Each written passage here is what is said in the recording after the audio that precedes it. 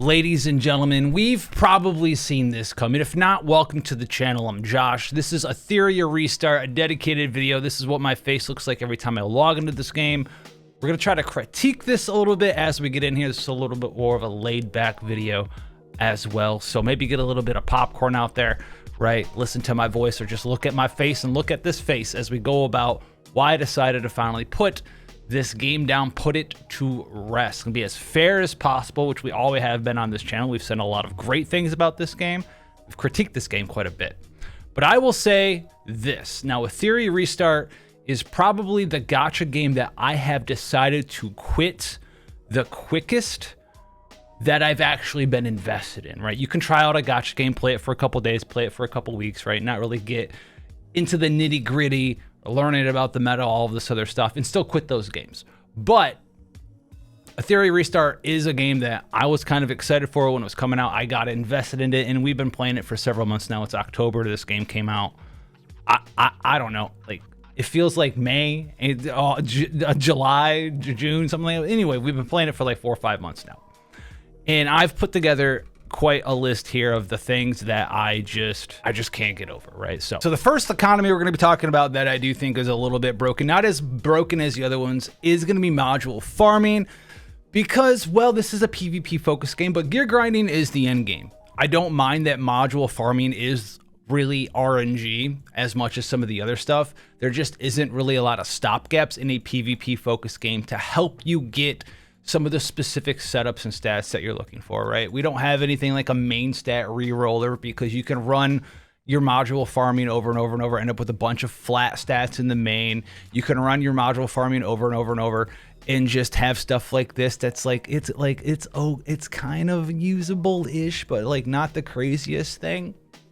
And the other thing, outside of not being able to reroll the main stats and the substats for your modules, to sort of bring that RNG over time for your entire player base more consolidated towards the center, instead of someone who just gets all flat stat rolls on the substats, and all in the vast majority of their main stat rolls are flat stats too, versus the person who's way above the average that you're aiming for as a developer, who gets all attack percent, crit chance, crit damage, HP percent, effect accuracy rolls, and they all come with like halfway decent substats, and they all roll speed, right?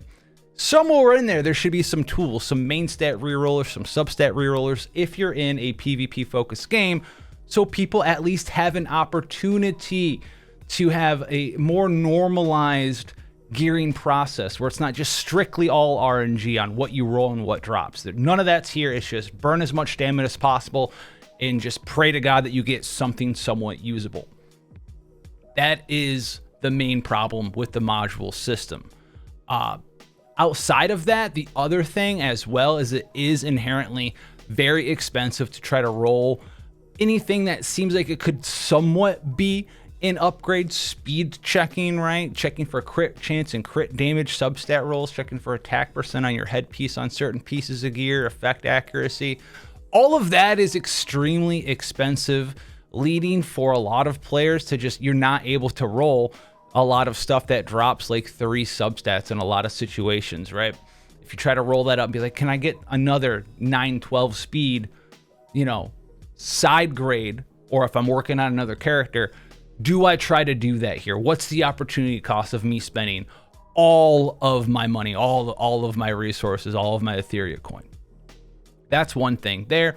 The other thing, eventually it will come to you where like the upgrades that you have for potentiality on your account to be an upgrade or be a side grade or be a piece of gear that you're going to put on another character for PvP become smaller and smaller and smaller, which isn't a big gripe. That's just what's going to happen as you try to build up new units in a PvP game. Your side grades are going to become similar, right? You're not super excited over it. It doesn't feel like you're making a crazy amount of progression, but that is alleviated as you are able to build on new units who do need fresh pieces of gear for your RTA drafts, etc.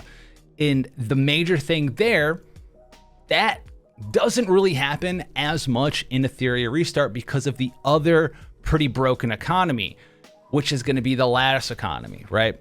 It just is, right? At the start of the game, you're going to be working on specific units that you're trying to level up for your PvE progression, maybe some PvP stuff in there as well. But when you're working on, I want to build multiple units to branch out, build some bruiser characters, build some anti-debuffers, build some debuffers of my own, build all these different characters, especially if they're, 5 stars.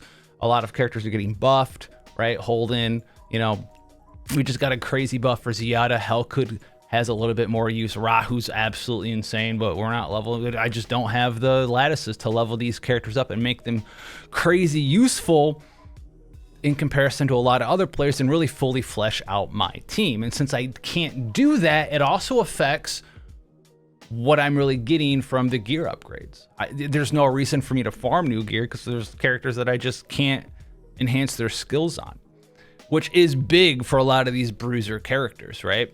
Your ability to want to go into the real-time arena, Etheria PvP mode in your PvP focused game is really brought down by the fact that, hey, dude, you just are not allowed to level all of the skills for a lot of your characters, just to level up their skill abilities, which is huge for so many reasons when you're trying to get into PvP. That alone is enough to turn off a lot of players and just be like, I want to build these characters, but I can't. And those two systems, the module system and the lattice system, are really intertwined with how they can negatively feed off each other. The other big part about the lattice system is that not only do you not get enough for your SSR characters in this game to even level up like half of what you would want to do for your RTA journey, your PvP journey, being able to place different play styles, make sure you have a couple bruiser characters with their skills fleshed out, make sure you have a couple anti-debuffers, maybe a couple fast cleave characters, maybe some openers, something like that. A lot of them need lattice, not only so that the skill effects on their skills go up, but you also lose out, importantly, on some very powerful stats as well, right? So your bruiser characters like this Holden here, I'm missing 12% crit rate on top of the other stuff that leveling the skill up does to the ability itself. So I'm missing all of these stats on him if I'm trying to play him in a bruiser v bruiser situation. I'm missing all of these stats right here if I wasn't able to lattice this up. Free defense is kind of fine. And then the one that arcs its ugly head the most for basically all of the characters that have it here, especially those who want to be faster, is the speed being locked. So the whole thing of stats being locked behind upgrading your abilities is a tragic thing in Etheria Restart. For instance, like someone who is pretty good as an opener, maybe falling off a little bit, Mio, you don't really care if you're getting the damage multiplier 220 increase. You don't really care that there's 2 damage multiplier increases and there's 2 freeze chances on her S1. A lot of the times in PvP, you're not even trying to hit a stage where you do S1. You want to maybe S3 2 times using Codex of Magic and then maybe use her S2, right? That's really what you want to do with this character. But you want to level her S1 because, well, guess what? She's an opener character and you're missing out on 15 whole speed, which doesn't sound like a lot if you're someone who hasn't tried to like really get into Etheria Restart PvP or hasn't really thought about it too much. But 15 speed, that is the equivalent of having like a 7th piece of gear that has 15 speed as a substat, which is wild. So you're almost forced to spend lattice on some of these characters who have speed, right, as their S1. And if you don't have it, she's just not as good as she could be, and you can lose out on other people who do have that extra speed. It's such a crazy thing that we're locking stats behind this lattice system, and that is an integral part of why this game feels so bad to play sometimes, and why it suffers in a lot of different ways with all of the different progression systems kind of downward spiraling. We talked about how the module system in the lattice, there's the absolute lack of lattice, not being able to level up characters, affects your ability to want to grind gear, or the quality of gear that you get isn't as cool for you as a player because who are you going to put it on? There's no one who's invested in your account that wants to use that gear. The other thing that it does is it overall affects the meta of PvP in the game in general. There might be some characters who are released, right? There might be some characters who are buffed. There might be some characters who are changed who maybe even just existed. We've seen this. This is like 4 or 5 months into the game. People thought that when Tiamat got nerfed, and I made a video on it, that she got like nerfed 10% self-healing, and then the game came out and people were like, oh yeah, dude, that's 10% nerf to her self-healing. Dude, she gets cleaved by Masya over and over and over. Dog shit unit. And I'm like, you do not understand. Anyone who played the beta knew that what was going to happen was it was going to take a month, month and a half, 2 months for people to spend the resources that the game forces them to spend on their PvE progression characters, none of which are tanks, none of which are bruisers, to be able to even get to the point where you can farm the Bloodbath set, okay, and be able to make real tank down teams in PvP. I said this when Tiamat got nerfed, and there's comments on whatever that video was calling me crazy. Tiamat's dead. All the bruisers suck. And I said, no, just like it was in beta, for all of the betas that we had, and near the end of the beta, when people could farm Aurora, could farm Bloodbath, and have good Bloodbath-based shells, it became the dominant thing.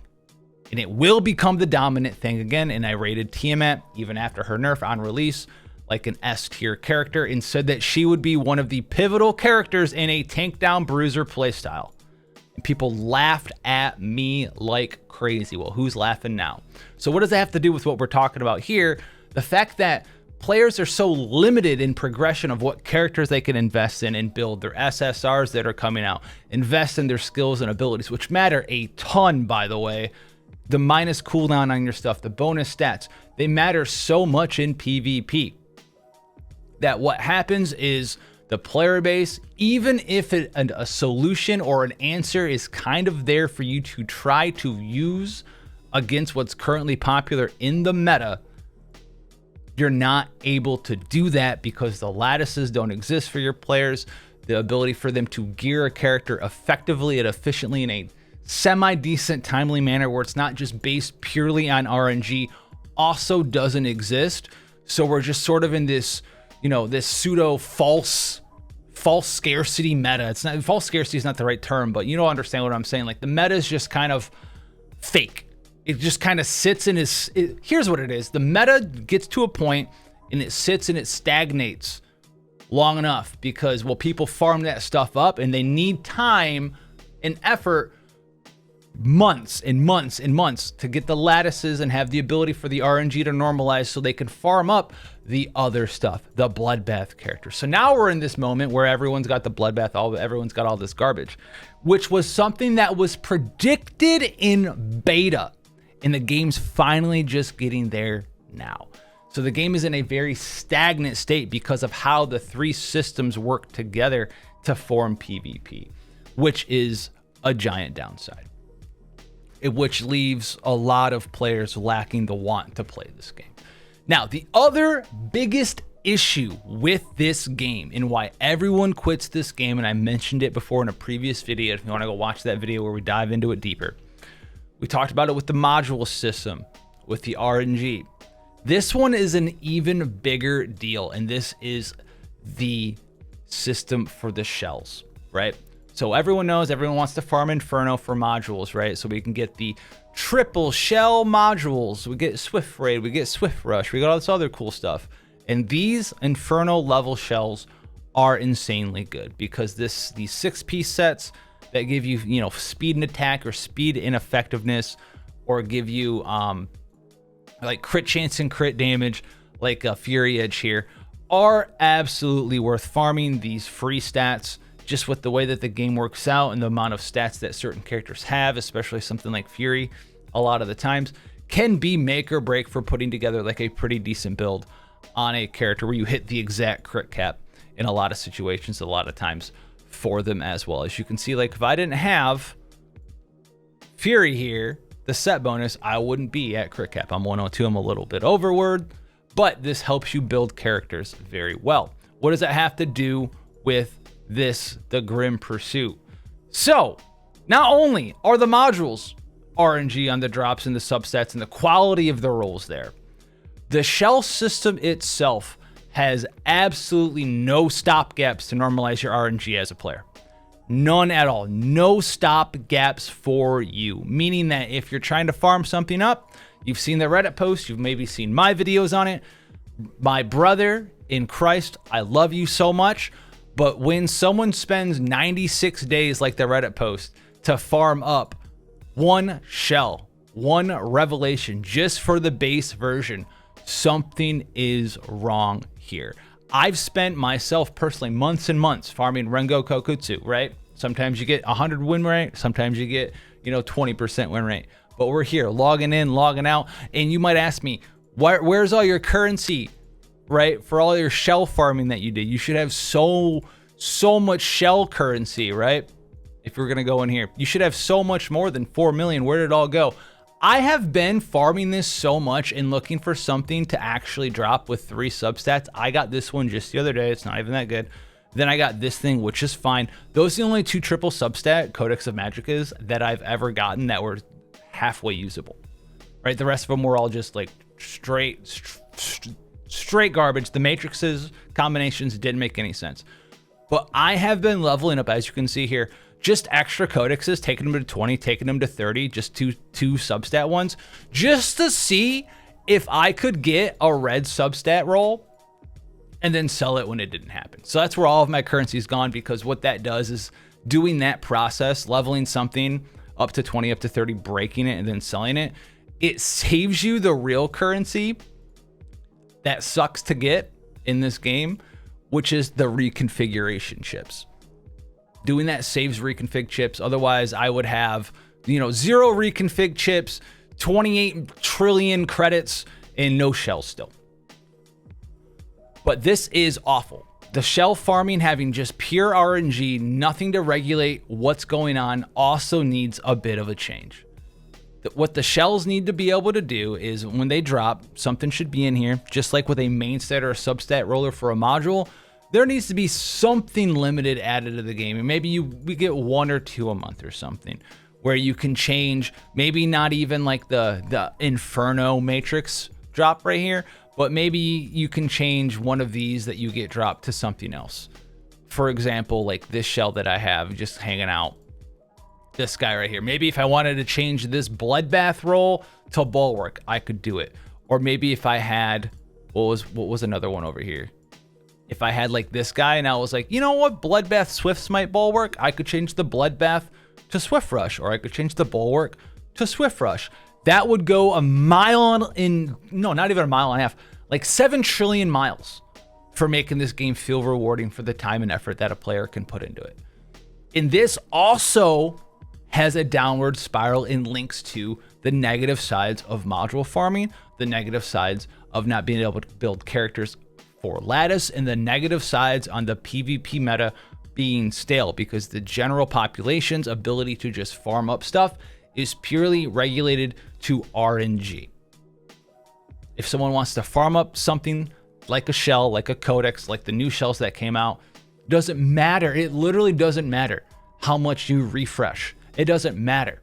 Do your odds go up that you have additional attempts to get something? Yeah, so does that like supposedly normalize your odds to getting something within a certain amount of time frame if you're refreshing every day versus not? Just sure. Does it guarantee you anything? Absolutely not. And if you can't work towards some sort of small guarantee of power, I can farm up a bunch of stuff if I get a triple one that drops with just one of the matrix affixes that I want, and then I can use one of my 2, matrix rerollers for the month to get the thing that I want. Cool, you'll be making progression on your account. But right now, it does not exist. And not even being able to get the base item to drop for something that is as important as a shell is wild. Because, remind yourselves, some of the Inferno stuff that you're farming up, the whole reason is to farm up the Inferno modules. All of these are unusable on a character. They give you no benefit if you don't have an Inferno shell as well. Which means you have a tiered, 2-tiered system of RNG that's tethered together when trying to build characters, and there's no stopgap to try to normalize your RNG. If you line up way below average, that's just where you are. I could spend 1,000 energy and get 10 awesome things, and you could spend 1 trillion energy and get 1 thing. And there's nothing in the game that helps you alleviate getting almost usable items with main stat and substat rerollers or matrix rerollers. Nothing in the game exists like that. And then the final thing about shells, as well as not only is getting the shell to drop absolute RNG, but getting the things to reconfigure for the proper substats, ooh, that's a 20 speed, is also pure RNG as well. There should be some sort of pity in here. If you roll 1,000 times, 100 times, I don't know, but there should be something maybe that's building up as a currency. And then once you hit it, every time you roll something in here, you can finally select what you want. Make it super expensive. Something, do something so people can work on, what would I run this as? I don't know, a character and finish a build. Because a lot of players, and my main thing is that the effort that you spend in this game gives you literally no reward if you're unlucky. And those are the 3 big things that really tie this game down. And we could talk about all the other stuff, right? All the other drama llama stuff, but those are the, well, I guess 4 big things about this game, where a lot of them just lead you to not feel like you're getting any sort of fulfillment. Like, why am I logging in, making sure I'm spending my energy just so I can click through and sell everything that I get and make no progress on anything ever? Sometimes I do. That 1 shell you saw, I'm like, cool, I'm working on it, whatever. Still not done. Still don't have a character that wants it. Can't pull for any other characters that are coming out because I don't really care. You don't have the ability to gear them, build them, lattice them, farm shells for them, module stuff. If you get lucky, cool, you get it. You're great, you're golden. But there's no systems to even normalize the RNG of what the average player is experiencing in your game. And if that's the math that Jack and the dev team were running, where like they were like, oh, well, on average, everyone should be here about this amount of time, you're going to lose all of your aggravated players who will fall below that average of your curve, because you mathed it out. Players will be happy if they hit this. We're fine with this number. But you seemingly forgot that there's going to be a swath of players who will fall under that number. Average isn't some magic word where everyone's going to hit that or exceed it. There's going to be half the player base that doesn't hit that number and goes way under it, and all those players are going to quit and feel like they're not making progression all this other time. And I wanted to make sure, and I knew that this was happening, and I wanted to quit a while ago, but I was like, it's got to equalize at some time, and it just hasn't for me. And so I'm just literally at the end of the day not having fun because there's no real progression. I don't feel like there's a sense of accomplishment here. And I'm not saying that they haven't made the game better and worked on some stuff, but they haven't really done anything to address the main core problems. It's always been band-aid solutions. We're going to work on it. We're listening to you. And at the end of the day, dude, like, all of these things need some sort of changes. And there's always a moment where I'm like, I think it's time to get off the boat. I think it's time to get off the train, right? And this is the time for me. These things haven't been touched up on, and these are the main core problems. We could talk about event reruns and all this other stuff, which is a solid thing. You can talk about the lack of new events and uncreative design, and there's no new main story. I'm not doing that, though. I am here to voice my complaints about the main structures of the game, and so I did. And with that being said, guys, have fun out there. I'm done with Etheria. Let me know what you think about it down below, and I'll catch you guys in the next one.